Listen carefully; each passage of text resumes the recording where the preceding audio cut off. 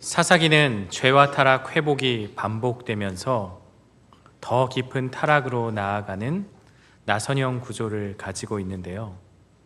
사사들이 있을 때는 평안했지만 사사들이 사라지면 또다시 범죄하는 그러한 장면을 반복하고 있습니다. 이 사사기를 읽어 내려가며 조금 화가 나기도 하고 분노하기도 하지만 왜 이들이 이렇게 계속 반복해서 실수했는가, 죄를 지었는가에 집중하기보다는 그럼에도 불구하고 그들을 용서하시고 사랑하시는 하나님의 사랑, 그 사랑을 집중하며 사사기를 살펴보면 우리가 이해하기 쉽습니다. 이 사사기의 말씀을 보면 특별히 이들을, 이방 민족을 남기신 이유가 있다고 말씀하셨죠. 그것은 하나님께서 하나님의 입장에서는 또 섭리적 관점이 있지만 인간적인 입장에서는 이들의 불순종, 그러나 하나님은 이스라엘을 시험하고 가르치기 위해서 그 섭리 가운데서 이방 민족을 남겨두셨다라고 볼 수 있어요. 이들은 그 어려움과 아픔 속에서 하나님을 찾고 부르짖어야 했고 또 그것을 통해서 하나님의 사랑을 깨달아야 함에도 이방 신을 섬기고 이방 문화를 그들이 마음에 담으며 타락의 길을 걸어갔는데요. 바로 사사의 시대가 이런 시대였다라고 볼 수 있습니다. 오늘 3장 7절부터 이제 사사기의 본론이 시작됩니다. 드디어 사사기라는 책의 제목처럼 사사들이 등장하는데요. 13명의 사사 혹은 12명의 사사라고 말해요. 12명은 일반적인 사사이고요. 한 명은 적사사, 가짜 사사라고 해서 아비멜렉까지 또 포함하기도 합니다. 이 13명의 그 사사들의 모습을 통해서 오늘 이 사사시대의 현실과 오늘 우리의 삶을 같이 비교해 보면 좋을 것 같습니다. 첫 번째 사사는 온니엘입니다. 온니엘은 특별한 게 어떤 그런 그의 업적과 그의 어떤 그런 배경과 그런 것들을 물론 그 이전에 갈렙과의 그 에피소드를 통해서 나와 있지만 오늘 이 사사라는 관점에서는 어떠한 내용도 나와 있지 않습니다. 그러나 그가 흠이 없었다라는 건 우리가 알 수 있죠. 흠이 없었던 그 사사. 이 온니엘이라 하면 점점 다음 세대가 사라져가는 그 시대에 하나님의 백성으로서의 그 명맥을 이어가던 믿음의 사람으로 볼 수 있는데요. 이 온니엘이라는 이름의 뜻은 오트니엘이라고 해서 여호와는 나의 힘이시다라는 뜻입니다. 하나님이 나의 힘이다. 굉장히 아이러니한 게 이 사사의 시대가 하나님이 힘이 아니라고 생각하던 그 시대에 이 사사의 이름이 여호와는 나의 힘이다라는 것을 보면 또 이것을 통해서 우리가 많은 것을 생각해 볼 수가 있습니다. 하나님이 나의 힘을 외쳤던 유일한 사사 온니엘, 바로 그것을 통해서 오늘 하나님께서 구원해 주시는데요. 먼저 시대적인 배경을 좀 살펴보면 좋을 것 같습니다. 먼저 7절의 말씀인데요. 우리 함께 한 목소리로 읽겠습니다. 이스라엘 자손이 여호와의 목전에 악을 행하여 하나님 여호와를 잊어버리고 바알들과 아세라들을 섬긴지라. 주목해야 되는 표현은 여호와의 눈에, 목전에 라는 뜻입니다. 여호와의 목전이라는 것은 하나님의 눈에 라는 것인데요. 하나님의 눈에, 하나님이 보시기에 하나님을 의식하지 않는 그러한 삶의 모습이 이스라엘 가운데 만연하고 있었다라고 볼 수 있어요. 이스라엘 백성들은요 430년간 애굽에서 노예로 살았어요. 하나님은 그들을 능력의 손으로 구원해 주셨죠. 단순히 노동을 안 하는, 노예에서 해방되는 그런 육체적인 고통을 없애주는 그런 자유가 아니에요. 왜냐하면 그 광야의 기간이 참 많이 힘들었거든요. 하나님께서 그들을 구원하신 목적은 단 하나, 영적인 자유, 하나님을 섬기고 하나님을 예배하는 그러한 민족으로서 그들을 구별하여서 그들을 꺼내주신 것이죠. 여기에 하나님의 은혜가 있는 것이죠. 그러나 여호수아 세대가 떠난 이후에 이스라엘은 하나님을 떠나 하나님께 범죄하며 하나님을 잊고 살았는데요. 오늘 본문 7절은 두 가지 죄를 말하고 있어요. 첫 번째는요, 자기들의 하나님 여호와를 잊어버렸다. 남의 하나님이 아니라 자신들의 하나님, 지금까지 인도하신 그 하나님을 잊어버렸다는 거예요. 하나님의 그 사랑, 구원, 역사하심을 까맣게 잊어버렸다. 의도적으로, 단순히 그냥 까먹은 게 아니라 의도적으로 잊어버렸다라는 것을 말해요. 그런데 안타까운 건 사사시대가 지나고 왕정시대가 지나고 쭉 말라기까지 그 모든 시대에 이스라엘 민족은 이러한 모습을 보였는데요. 말라기 1장 2절에 보면 하나님께서 내가 너희를 사랑하였다라고 말씀하세요. 그러니까 백성들이 뭐라고 얘기해요? 주께서 어떻게 우리를 사랑하셨습니까? 반문하는 거예요. 하나님이 사랑하셨다고 말하는데 그들은 다 잊어버리고 애써 기억조차 하지 않고 하나님이 언제 우리를 사랑하셨습니까? 저 시기가 포로 시기가 끝나고 귀환하던 그런 시기였음에도 불구하고 소망과 위로의 메시지가 전해지는 그러한 시기임에도 불구하고 그들은 여전히 언제 하나님이 나를 사랑하셨습니까? 라고 반문하고 있는 거예요. 1장 6절은 더 심해요. 하나님께서 제사장들에게 너희가 왜 내 이름을 멸시하냐라고 물어요. 그랬더니 제사장들이 뭐라고 얘기해요? 어떻게 주의 이름을 멸시했습니까? 말도 안 되는 얘기를 하고 있는 거죠. 그들의 행동, 하나님의 시선은 의식하지 않은 채 언제 우리가 그랬냐고 반문하며 하는 것이 이스라엘의 모습입니다. 그런데요, 하나님을 잊었다는 그 말이 그들에게만 해당되는 말일까요? 오늘 우리는 하나님을 잊고 살아가고 있지 않습니까? 하나님을 나의 중심으로 모시기는 하지만 그분이 내 삶에 뭔가를 역사하시고 결정하는데 그 역할을, 그 상황을 또 선택하는데 영향을 주고 있습니까? 단순히 망각이 아니라 우리는 삶의 자리에서 하나님을 밀어낸 것입니다. 예배는 드리지만 신앙생활을 하지만 나의 재정, 나의 어떤 그런 결정, 자녀 양육, 그리고 직장 안에서의 어떤 그런 행동들, 모든 것들 미래 걱정에 하나님을 마음에 두고 있지 않고 우리도 잊고 살고 있다는 것이죠. 그래서 오늘 우리는 하나님을 기억해야 합니다. 하나님의 말씀과 하나님이 나를 향한 그 구원과 사랑을 기억해야만 그 하나님의 은혜에 감사하며 의식하며 살아가는 거예요. 바로 하나님의 그 은혜를 기억하라고 말씀합니다. 그들이 잊은 하나님은 어떤 분이십니까? 아브라함과 이삭과 야곱의 하나님, 그것은 언약을 말해요. 나는 너희와 약속하였고 그 약속을 반드시 지킨다. 언약에 신실하신 그 하나님의 약속과 그 은혜가 그들의 하나님을 통하여서 그 하나님을 통하여서 나타나는데도 불구하고 그들은 잊어버렸다라는 것. 그래서 그들 가운데 하나님 없는 삶은요, 그 이방인들과 똑같은 삶을 살아갈 수밖에 없다는 것을 말해요. 두 번째 죄는요, 바알들과 아세라들을 섬겼다고 말해요. 정말 신기한 건 하나님이 떠나간 자리에 뭔가를 채우려고 하는 욕구가 있다는 거예요. 하나님이 떠나니까 뭘 채워야겠어요? 뭔가 하나님을 대신하고 대체할 만한, 그러나 더 내 마음대로 조종할 수 있는 그것을 마음에 품었겠죠. 그게 바로 우상이라는 거예요. 이방 민족과 함께 살며 처음에는 그러지 않았죠. 그러나 그들의 신마저 섬기면서 하나님은 점점 잊혀지고 있었던 거예요. 바알들, 아세라들이라고 복수로 표현한 것은 이스라엘 곳곳에 그 신전과 신상과 제사의 그런 우상의 섬김들이 퍼져 있었다는 것을 말하고 있어요.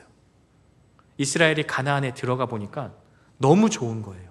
땅도 좋지만 내보내지 못한 그 사람들이 사는 문화가 좋아 보이는 거예요. 내가 경험해 보지 못한 물질 문명이다. 그 화려함. 이스라엘도 예외가 아니었어요. 그들이 누리는 문화가 더 좋아 보였던 거예요. 그래서 그들이 섬기는 신까지 같이 섬긴 것인데요. 누군가를 좋아하면요, 따라하기 마련이고 똑같아지려고 합니다. 근데 여기서 더 나아가야 문제가 되는 거죠.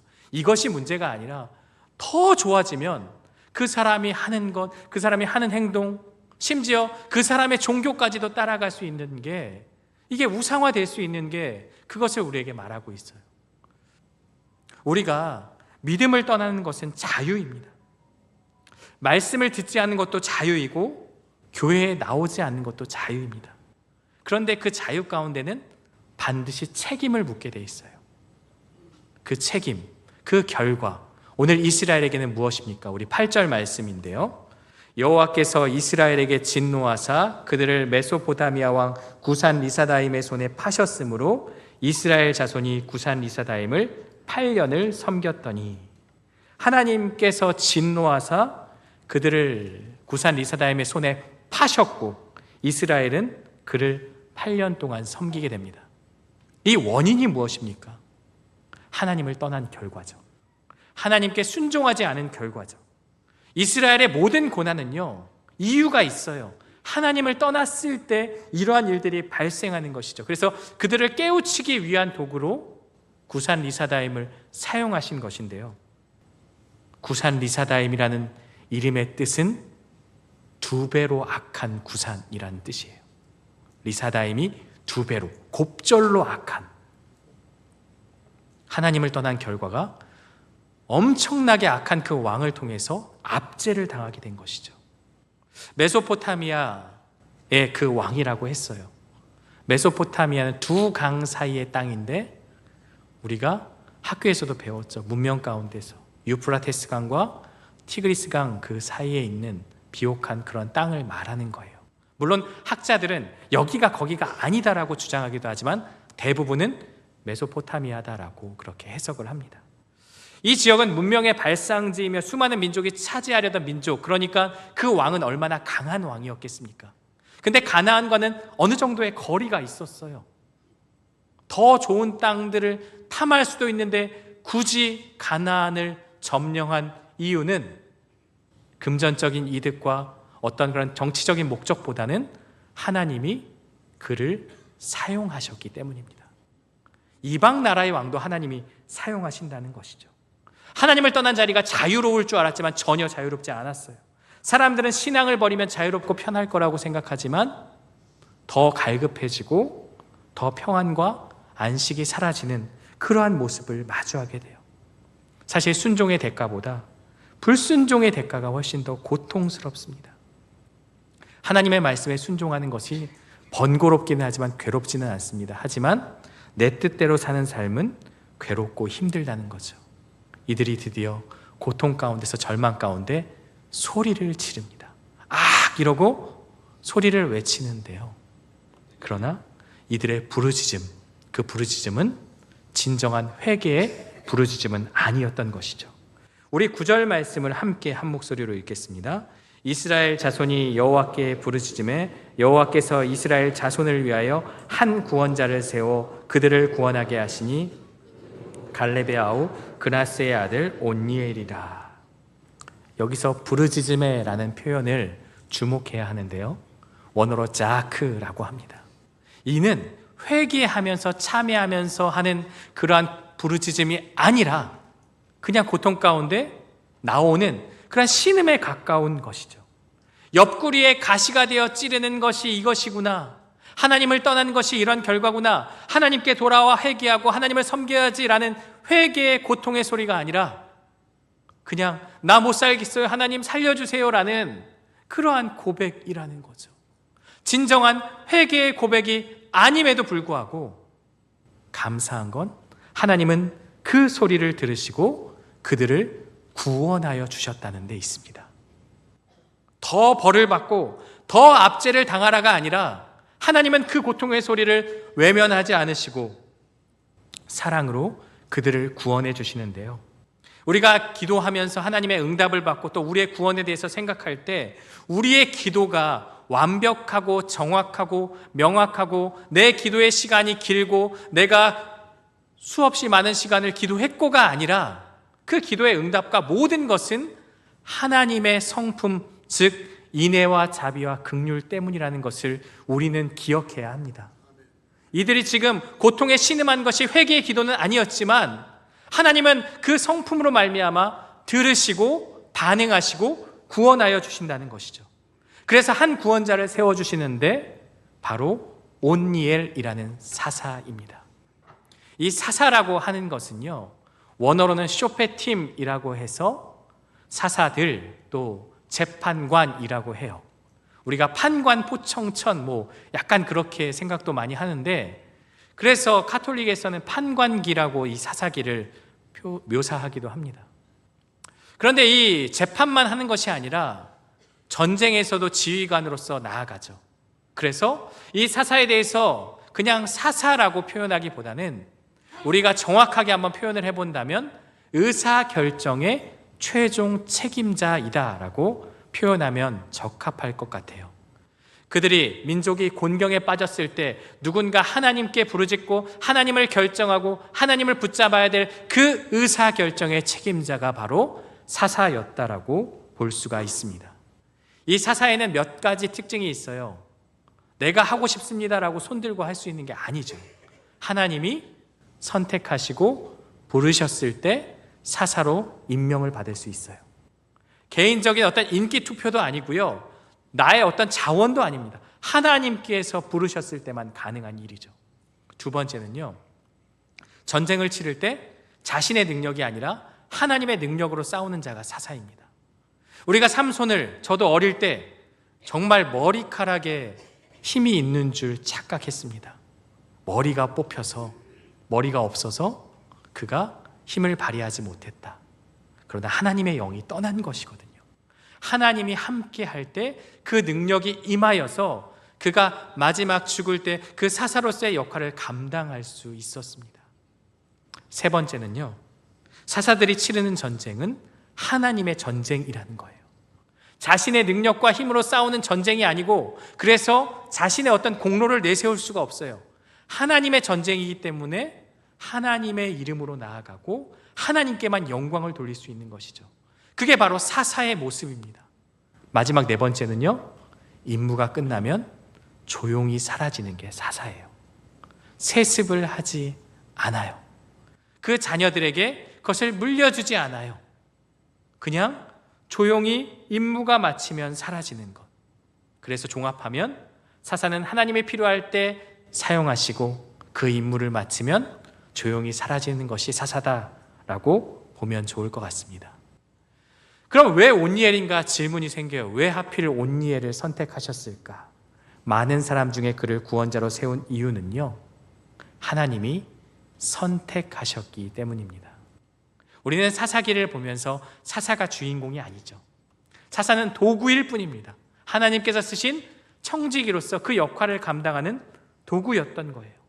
사사기를 기록한 역사가는요, 온니엘이 어떤 사람이고 어떻게 준비된 자임을 강조하지 않아요. 물론 갈렙과의 에피소드 때문에 그가 어떤 자인지 우리가 알지만, 적어도 이 본문에서는 인간 온니엘에 대해서 어떠한 묘사도 하지 않습니다.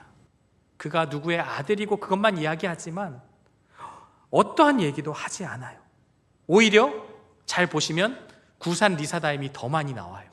하나님께서 그렇게 하신 이유는 무엇입니까? 온니엘이 구원한 것이 아니라 하나님이 너희를 구원하셨다. 사사가 중요한 게 아니라 그 사사를 세우신 하나님이 중요하다. 그것을 우리에게 말씀하고 있습니다. 그가 사사로 쓰임받을 수 있었던 이유는 인간적인 배경, 어떤 그런 능력도 아니라 하나님의 때가 되어 선택되어 부르심을 받았기 때문입니다. 우리 10절 말씀을 함께 읽겠습니다. 여호와의 영이 그에게 임하셨으므로 그가 이스라엘의 사사가 되어 나가서 싸울 때에 여호와께서 메소포다미아 왕 구산 리사다임을 그의 손에 넘겨주심에 온니엘의 손이 구산 리사다임을 이기니라. 왜 쓰임받았는지 알게 되죠. 여호와의 영이 그에게 임하셨으므로 구산 리사다임을 그의 손에 넘겨주셨다. 적어도 이 부분이 온니엘이 좀 드러나려면 어떻게 기록돼야 됩니까? 어떠한 전략과 병력과 어떠한 수단으로, 어떠한 방법으로 어디에서 어떻게 싸워 이겼다, 하나도 나와 있지 않아요. 그냥 승리했다, 끝이에요. 중요한 게 뭐라는 거예요? 이 압제 가운데서 하나님의 능력으로 말미암아 승리하였다. 하나님이 함께 하셨다. 그것을 우리에게 말씀하고 있어요.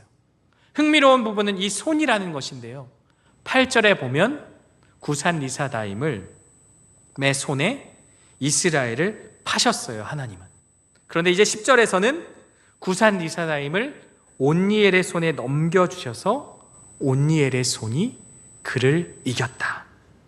바로 이 손이 바뀜의 묘사는 전쟁의 주관자가 하나님임을 우리에게 말씀하고 있습니다. 결국 사사기의 메시지는 사사가 주인공이 아니라 오직 여호와 하나님이 우리의 구원자이시다. 각자 자기의 소견에 옳은 대로 행동하였다. 그 시대를 결론 내리고 그렇게 평가하고 그것이 주제처럼 보이지만 그 안에 숨겨진 진짜 핵심은 하나님만이 구원자이시다라는 것을 우리에게 말씀하고 있습니다. 마지막 11절은요. 그 땅이 평온한 지 40년에 그나스의 아들 온니엘이 죽었더라. 한 영웅 사사의 죽음치고는 너무나도 초라한 퇴장입니다. 어디에 장사되었고 어디에 매장지가 있으며 그의 자녀들은 계속해서 어떻게 했다더라 라는 것이 하나도 나와 있지 않아요. 하나님이 필요하실 때 쓰시고 끝나자 조용히 사라지는 온니엘의 모습을 통해서 무엇을 알 수 있습니까? 인간 지도자는 한계가 있다. 사사를 바라볼 것이 아니라 이들을 세우신 하나님을 바라볼 것을 우리에게 계속해서 말씀하고 있습니다. 말씀을 맺습니다. 왜 온니엘인가? 하나님께서 선택하셨기 때문입니다. 하나님이 영이 임했을 때 사사로서 그 사명을 감당했는데요. 구약시대에는 하나님의 영이 선별된 자들에게만 임했습니다. 그러나 예수님의 승천 이후 모든 믿는 자에게 성령이 주어졌는데요. 우리 사도행전 2장 17절을 함께 읽겠습니다. 하나님이 말씀하시기를 말세에 내가 내 영을 모든 육체에 부어주리니 너희의 자녀들은 예언할 것이요 너희의 젊은이들은 환상을 보고 꿈을 꾸리라. 아멘.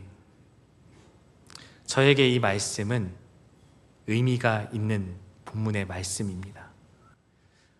결국 이 말씀의 핵심은 예언과 환상과 꿈과 이런 계시와 어떤 그런 현상들을 말하는 것이 아니라 이제 성령이 주어지는 이제 예수님의 초림 이후 재림까지 그 말세를 살아가는 우리에게 성령을 부어주신다는 그 약속의 말씀, 거기에 집중하면서 설교를 했습니다.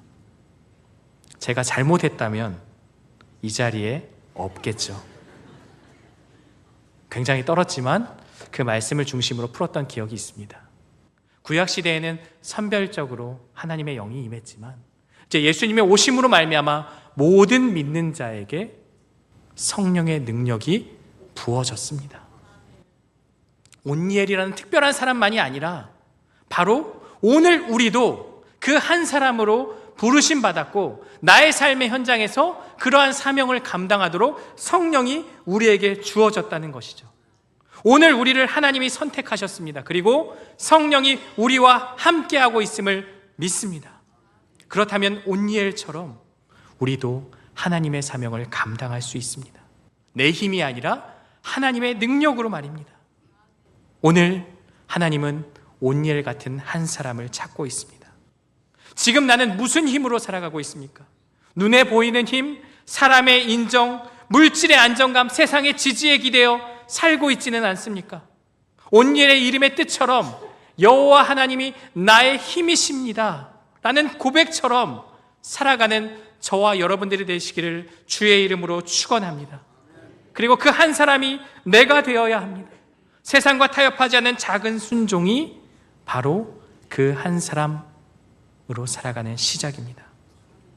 가정에서, 직장에서, 공동체 안에서 말 한마디, 결정 하나, 나의 시간과 재정을 사용하는 그 모든 것들, 방식까지도 하나님의 시선 앞에서 하나님의 기준으로 선택하는 삶, 세상과는 다른 길이지만 그 길을 선택하고 하나님이 기뻐하시는 길을 택하는 삶, 바로 그 길이 성령으로 사는 삶이며 하나님이 오늘 우리에게 원하시는 삶입니다.